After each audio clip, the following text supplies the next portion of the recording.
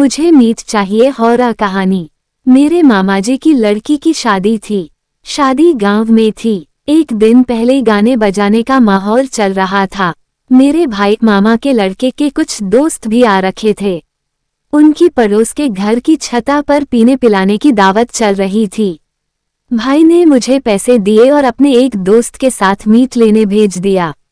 मामा के घर पर मांसाहारी खाने की मनाही है, इसलिए हमें ये काम चुपके से करना था। हम दोनों बाइक पर सवार होकर निकल पड़े। सड़क बिल्कुल सुनसान थी व बाइक की लाइट के अलावा कोई रोशनी नहीं थी। वापस आते समय घर से करीब 1 किलोमीटर पहले हमारी बाइक रुक गई। काफी कोशिश करने पर भी चालू नहीं हुई। हम खींचकर बाइक ले जाने लगे। कुछ ही दूरी पर हमें एक बूढ़ा आदमी दिखा। वो हमारे पास आया और कहने लगा, थोड़ा मीट दे दो। हमें पहले से ही गुस्सा आ रहा था, उसकी बात सुनकर और गुस्सा आने लगा।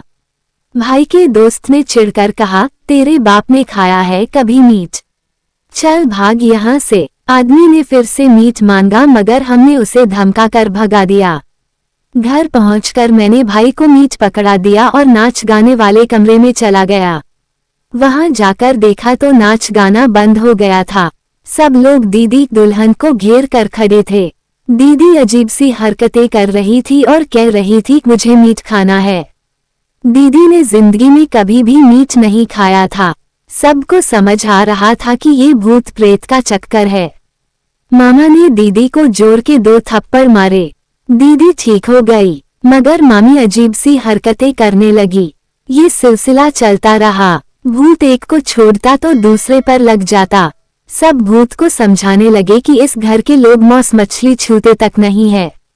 पर भूत ने बताया कि इस घर के कुछ लोगों ने मीट मंगाया है और मेरे मांगने पर मुझे नहीं दिया। ये सुनकर कुछ बात मेरे समझ में आने लगी। मैं भागकर भाई के पास गया और घर और रास्ते पर हुई घटना के बारे में बताया। भाई ने वहां से मीट का एक टुकड़ा उठाया और चल दिया। उस समय भूत दीदी पर लगा हुआ था। भाई ने मीट का टुकड़ा दीदी के मुंह में डाल दिया, तब जाकर दीदी शांत हुई। थोड़ी देर बाद सब सामान्य हो गया और सब अपने अपने काम में लग गए।